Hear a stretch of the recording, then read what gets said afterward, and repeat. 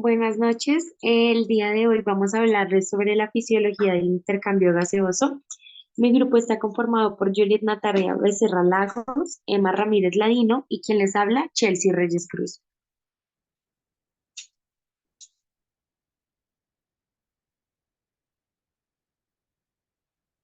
Como primera opción vamos a tener qué es el intercambio gaseoso. Las paredes de los alveolos pulmonares son muy delgadas y están rodeadas por una red de capilares sanguíneos. En los alvéolos se realiza el intercambio de gases entre el aire que hay en el interior de los alvéolos y la sangre que circula por los capilares sanguíneos.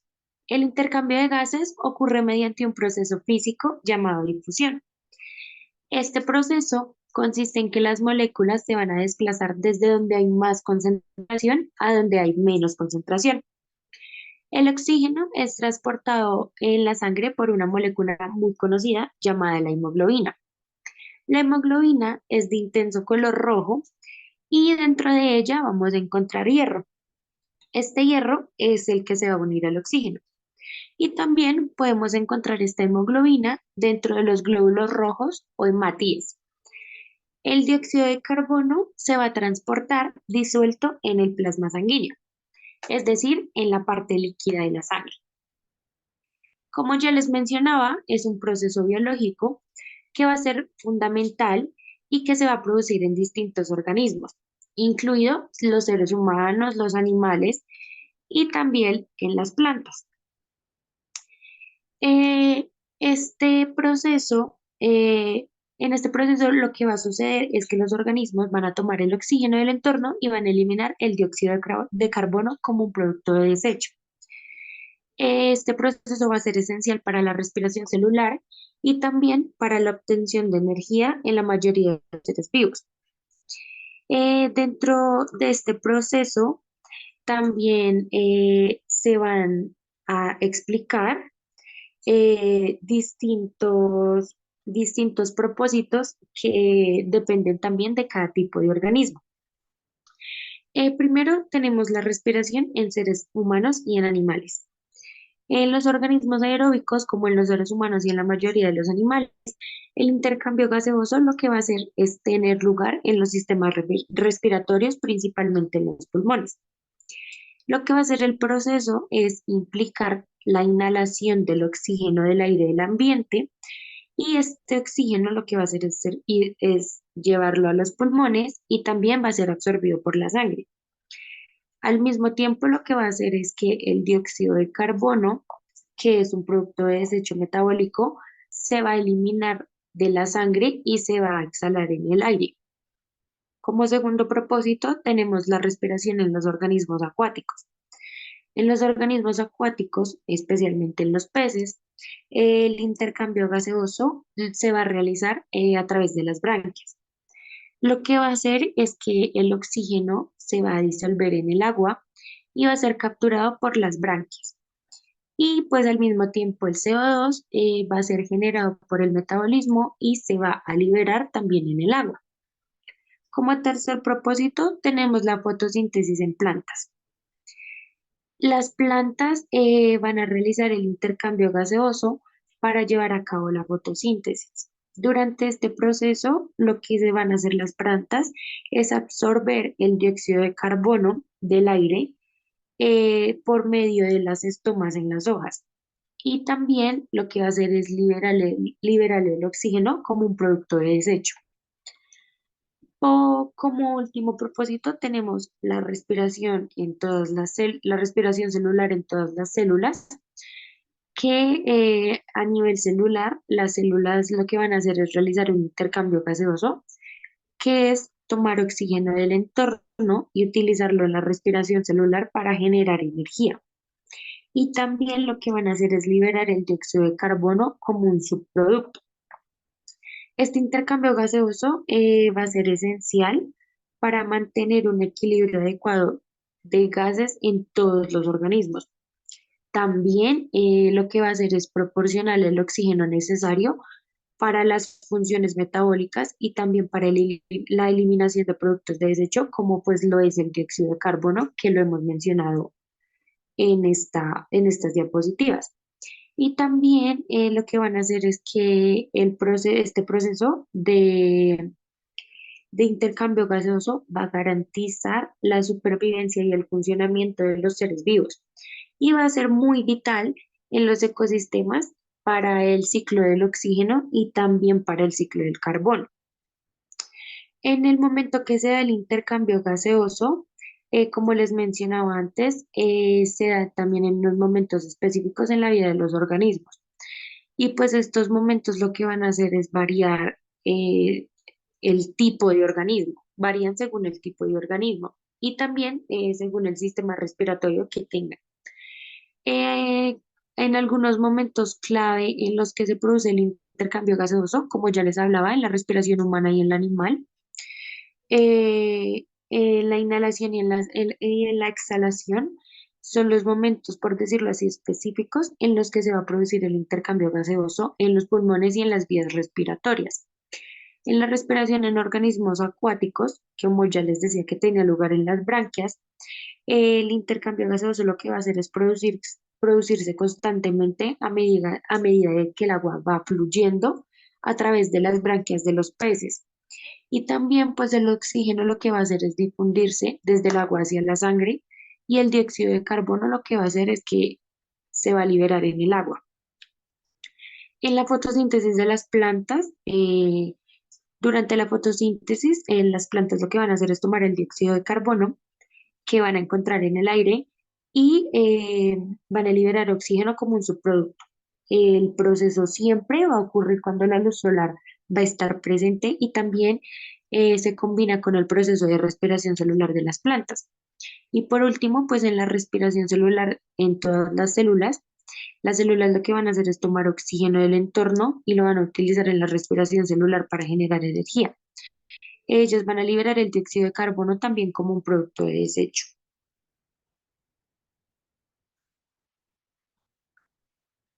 Bueno, el principio fisiológico.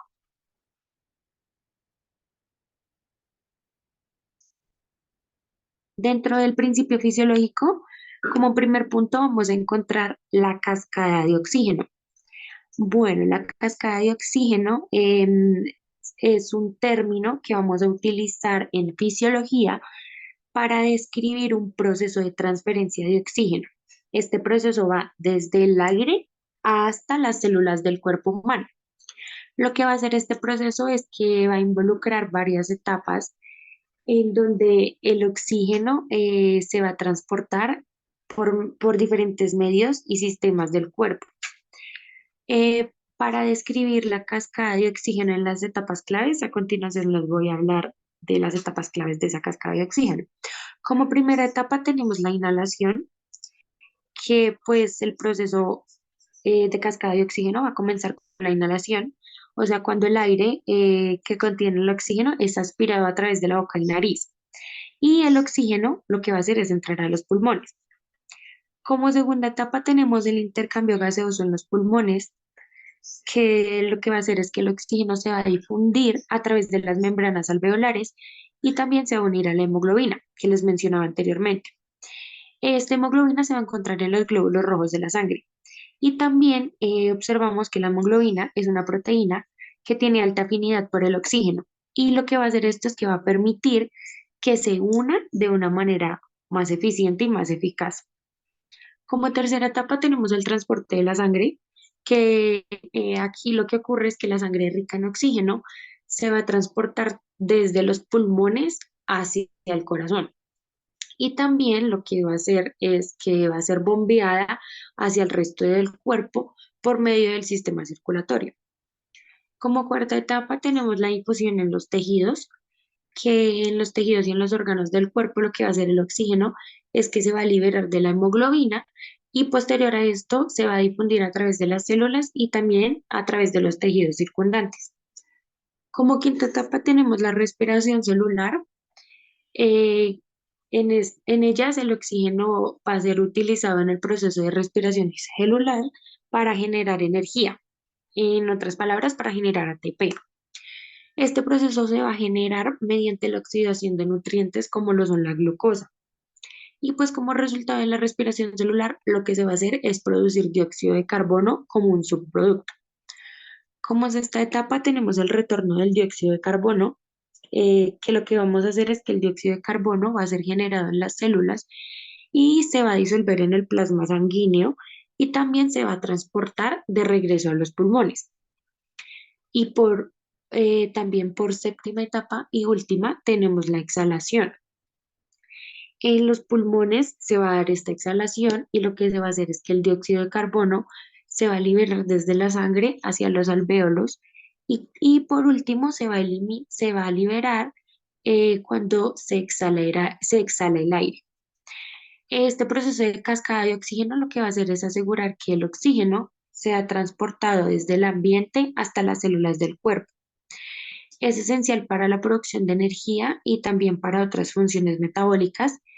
Y también el dióxido de carbono es un producto de desecho de la respiración celular.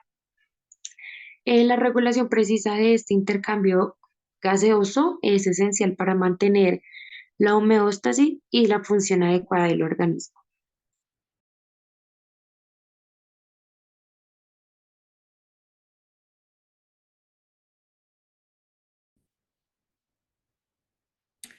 Como segundo paso tenemos la ventilación.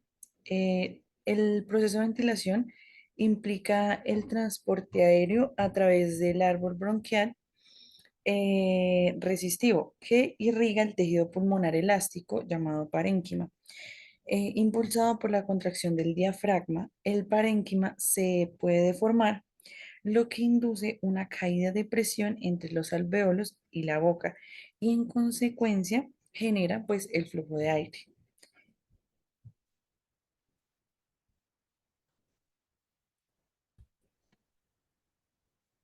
Bueno, en cuanto a la difusión, debemos tener en cuenta que es el intercambio de gases que se realiza a través de la interfase delgada entre los alvéolos pulmonares y los capilares sanguíneos. Los gases normalmente se mueven desde áreas que tienen una mayor presión a áreas que tienen como una menor presión parcial, debido a los gradientes de concentración. La eficiencia de la difusión también depende como de la distancia en la que se genere, la superficie del intercambio, el gradiente de presión y la difusibilidad del gas. Tenemos una ley que describe más que todo la difusión, que se llama la ley de Fick, y se basa en el área de superficie del intercambio, el grosor de la interfase, el coeficiente de difusión y el gradiente de presión. El oxígeno y el dióxido de carbono son los gases que más pasan por difusión porque se transportan de dos formas, unidos a la hemoglobina y disueltos en el plasma. El CO2 normalmente es muy soluble, entonces él se difunde más rápido que el O2, debido a su mayor coeficiente de solubilidad. En condiciones normales de reposo, la difusión de O2 y CO2 en los pulmones es eficiente. Sin embargo, en situaciones como ejercicio intenso, el tiempo de tránsito de la sangre por los capilares pulmonares se reduce, lo que afecta tanto el equilibrio de la presión de los gases en el capilar y la relación con el gas alveolar. Normalmente la difusión de gases en el intercambio de gases pulmonares es esencial para la transferencia de O2 y CO2. Y pues depende de varios factores, como lo dije anteriormente, incluyendo la superficie del intercambio, el grosor de la interfase y los gradientes de la presión parcial.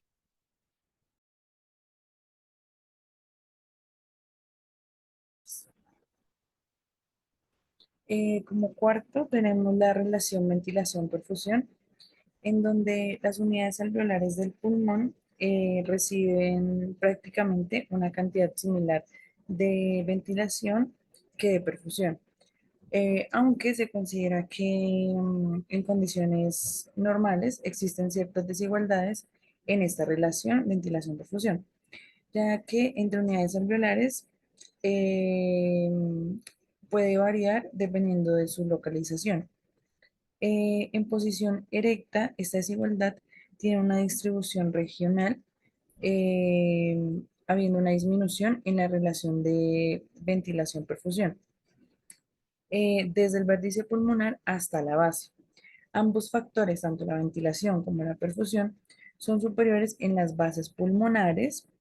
La perfusión es mayor en la base pulmonar por efecto de la gravedad y la ventilación también está aumentada en las bases debido a que la gravedad influye sobre la presión pleural y la hace menos negativa en las zonas más declives, por lo que la ventilación regional por la unidad de volumen pulmonar de las zonas más basales es superior a las menos declives.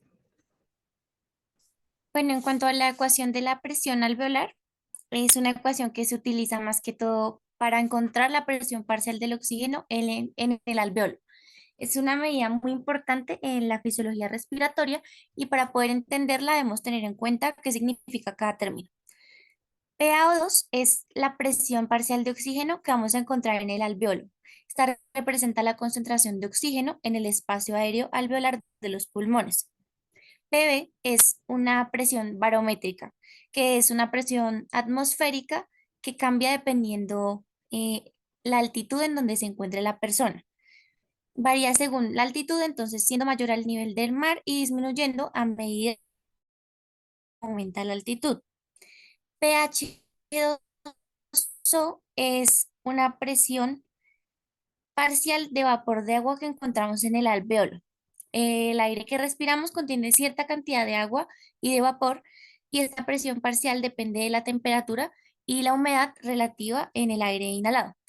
FiO2 es la fracción inspirada de oxígeno que representa la concentración del oxígeno en el aire que se está inhalando.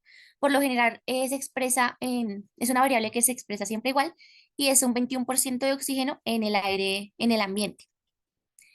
PaCO2 es la presión parcial del dióxido de carbono en el alveolo y representa como la concentración que tenemos en el espacio aéreo alveolar de los pulmones de dióxido de carbono.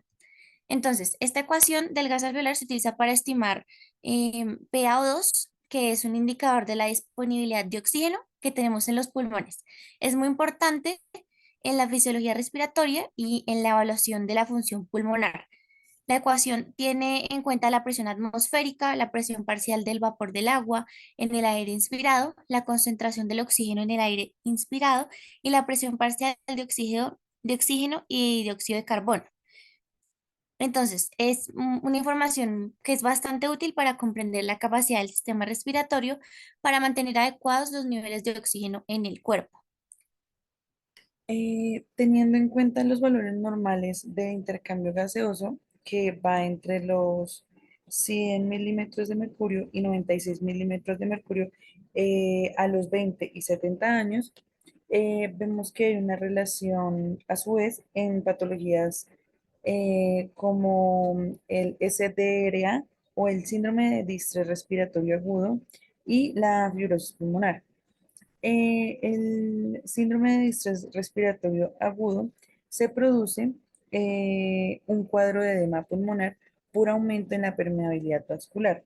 De esta forma, la alteración inicial consiste en una ocupación alveolar por un edema rico en proteínas, como lo podemos ver acá en esta imagen.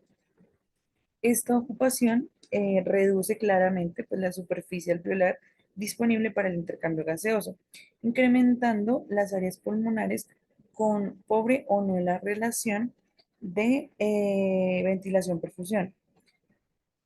A diferencia de la fibrosis pulmonar va destruyendo y sustituyendo el tejido pulmonar sano, lo que impide el intercambio gaseoso y por lo tanto la llegada de oxígeno a la sangre. Con el tiempo y según evoluciona la enfermedad, los pulmones se vuelven más rígidos y duros, dificultándose a su vez la respiración.